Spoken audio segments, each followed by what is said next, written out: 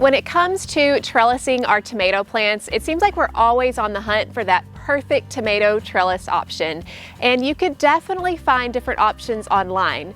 But there are 3 different types of tomato trellising that I come to year after year that have become my favorite, and I want to show them to you today. And be sure to stick to the end because I've got a bonus option that I think you're gonna love as well. All right, I'm gonna take you over to one of my raised beds where I'm gonna show you one of my favorite ways to trellis my tomatoes. This one we're actually gonna come back to in a little bit, but the reason I'm gonna start with this particular method is because it's the one that my mom taught me my very first year in gardening, and it's called the Florida weave. The Florida weave has become my go-to for tomato trellising, especially with my Roma tomatoes, which are determinate. They usually grow to about 3 to 4 feet and then they stop.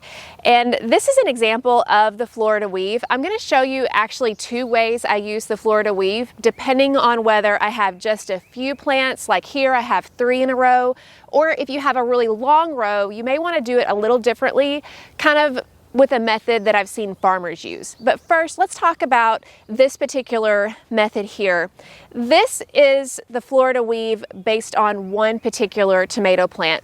So you have 2 different stakes on either side of the tomato plant, and you can buy regular tomato stakes for this. It's very easy. The benefits of these tomato stakes are that you can easily buy them at your home and garden store, and they're easy to assemble. The drawbacks to this is they usually last only about a year before they start kind of cracking. So you usually just get 1 season out of them, but they're super easy to use.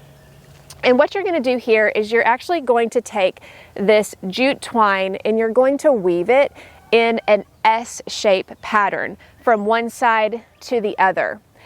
With this particular method, you do it per plant, and you can also see that I've got 2 different levels here. You have the first level that you apply when the plant is probably, 10 inches tall or something like that.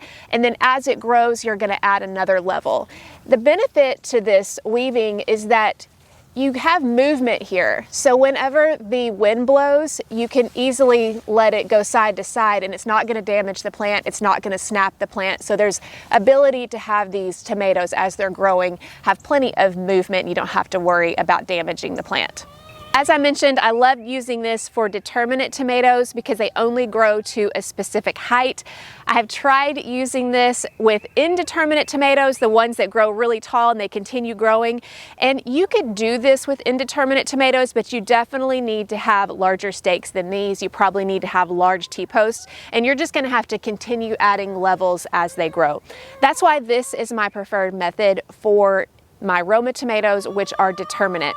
As I mentioned, these 3 I just did on a per plant basis, but if you have a whole row of tomato plants and you don't want to add a stake every other plant, then let me show you the other way that you can use the Florida weave with this. So if you just have a few tomato plants, this may be exactly what you need. But if you have a whole row of tomatoes and you want to use the Florida weave, then there's a slight variation to what I just shared with you that will make it where you won't have to have as many stakes and you can actually weave more plants together between the stakes that you have. Over here, we have actually 6 tomato plants here, and you can see that I have T-posts and I have 3 tomato plants in between the 2 T-posts. And the weave pattern is actually the same. The difference is that you don't have a stake in between each plant like you do in the other method. The key to this particular method I have found, well, there's actually 2 keys. One is to make sure to have a very sturdy post. That's why I'm using T-posts here. The regular tomato stakes, that's not gonna work to have 3 tomato plants in between 2 stakes. It's just not firm enough. It doesn't go down into the ground enough. You'll find that the stakes actually kind of bend in together, and especially when all of these plants get really tall and when they get laden with fruit, they're going to be very heavy. So having a more secure stake is going to be a better option if you have a row like this. The second thing I would recommend is to get a little bit thicker of a jute twine or a string. This one has a 9-pound working load limit, and I would honestly probably want to go for something a little bit thicker if I could. The reason is because, again, when these plants start getting taller and they start getting heavier, when they get loaded with fruit, they're going to have a tendency to weigh on this jute twine, and with the sunlight, especially when it starts getting hot and dry, this is going to degrade and it's going to have a tendency to possibly snap. The problem with that is that if you've got 3 tomato plants that are allowing their weight to go on one piece of thinner jute twine like this, it's going to be more likely that it's going to snap, and then they're all going to lose their trellising ability. So even though this is all that I've got, I would recommend that you get a little bit thicker than this. But if all you have is a thinner one, then I would recommend that you just use more levels. That way you have more ability to support it. These are now ready for the second level, so I'm gonna go ahead and show you how I'm adding the second level to this row.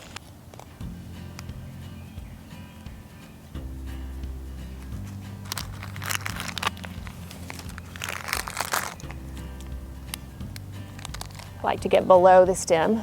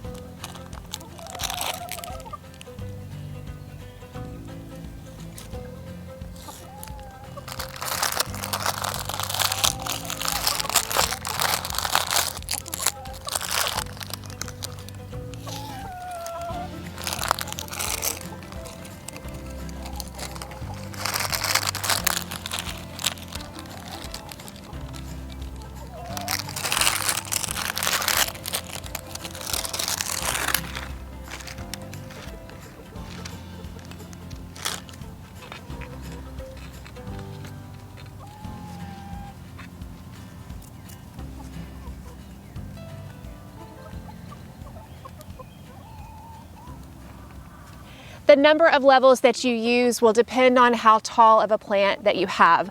With Roma tomato plants, I usually only have to do 2, possibly 3. But if you have a larger tomato plant, then you're just going to want to keep going as far as the plant grows.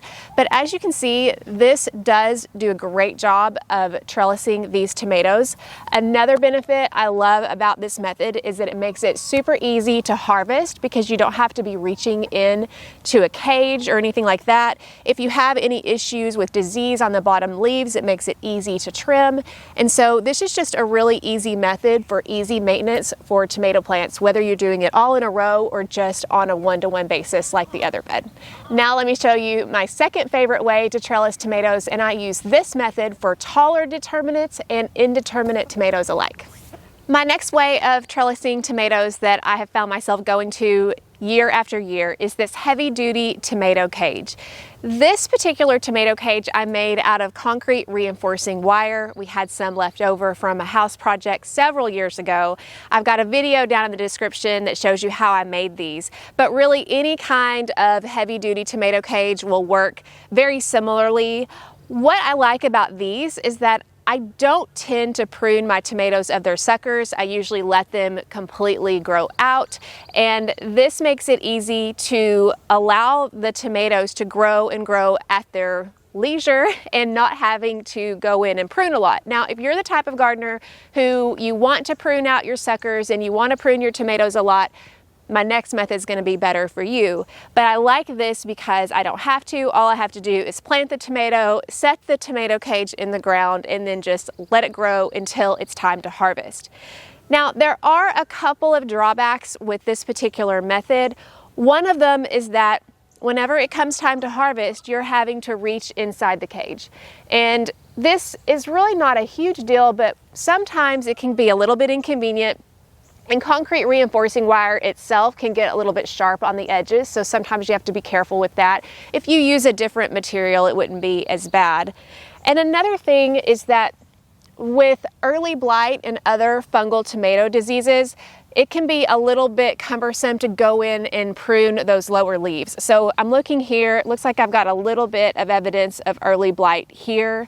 So it's a little bit harder to just get in there and trim and prune in this tomato cage. So that's something that you want to keep in mind if you're one who you're going to need to trim and prune your tomatoes. This might be a little bit cumbersome to do. It's not a deal breaker. I still do it, but it's definitely something to keep in mind.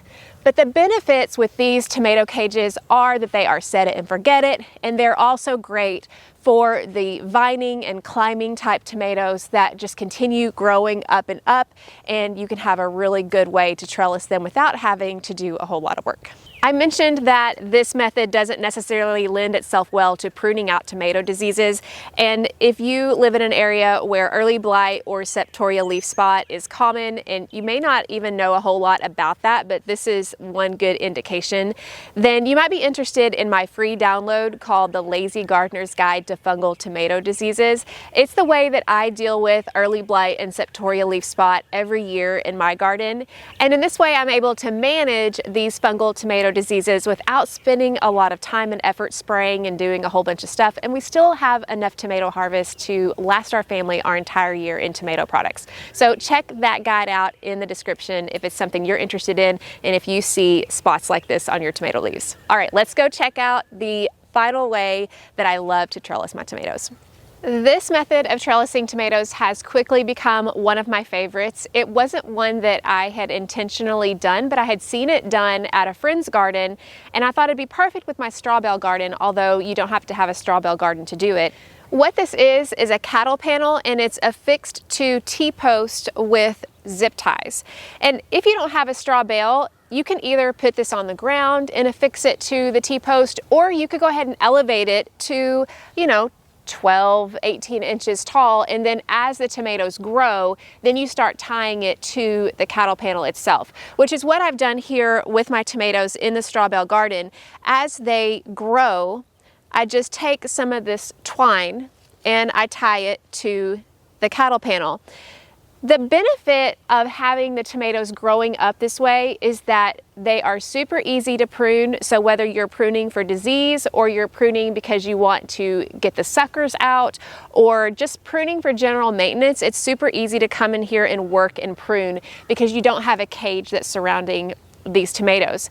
Another benefit here is it's super easy to harvest. All you have to do is come in here when these get ripe and you just pick them off. You don't have to worry about putting your hand through a cage or anything like that. It's just really easy to harvest and prune once these tomatoes get going. The only thing about this is it does require some extra babysitting in that as the tomato stems start growing, you do want to take your twine or a tomato clip or any kind of tomato tape, there's all sorts of things you can buy, and tie them off to the cattle panel as they grow. And when you do this, you're just creating that extra support. This becomes very sturdy in windstorms because it's got that sturdy backing to it. And I just have loved this for especially my indeterminate tomatoes. This one is a San Marzano. I've got some Amish paste and some other types. And so for me, I really enjoy using this, particularly with a straw bale garden. But if you have any kind of indeterminate tomato, this is a great solution for tying up your tomatoes. But if you are growing in containers or grow bags, you may be wondering, how can you trellis your tomatoes in those? And in that case, let me show you a couple of options that I have used in the past that may work for you. If you're growing tomatoes in grow bags or containers, sometimes it can be a little bit challenging to figure out how to tie these tomatoes up, especially if you have indeterminate tomatoes like I have here. One option that I found that I really like is that as the tomato plant is growing, I like to put a stake behind it and just tie that main stem to the stake.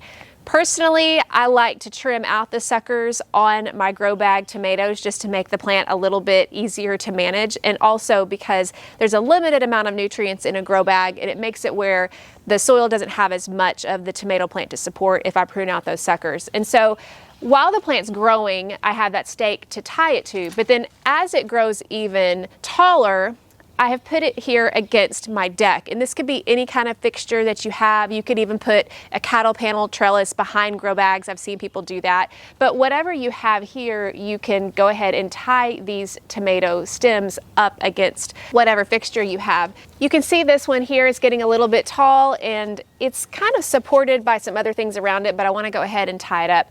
So I've got a piece of jute twine here, and I'm just going to take the twine and wrap it around my deck railing and just tie it up here. That way we have an anchor with the stake at the bottom, and then as it grows, we've got support as it grows up. So that's one option for your grow bag. Another option over here, we've got a tomato in a grow bag here, and I have a large tomato cage just set on top of the grow bag on the outside because it's a wide diameter. It can go on the outside of the grow bag. If you have a larger grow bag and a smaller tomato cage, you could set this tomato cage in the grow bag as well. Just make sure that it is secure. But I like being able to set it on the outside. This was actually made, I think, out of some regular garden fencing that someone just ended up making into a circle, which you could do instead of the welded wire cage if you wanted to as well. And in this case, I'm really not pruning as many of the suckers off. I still prune some off, but for the most part, this becomes a little bit less maintenance because you've already got this cage around the grow bag, as you can see. I hope you've enjoyed this look into my garden in the tomato cages and trellising ideas that I use. If you like tips like this, be sure to like and subscribe. And if you deal with fungal tomato diseases on your tomato plants, don't forget to check out the description and download your free guide, The Lazy Gardener's Guide to Fungal Tomato Diseases.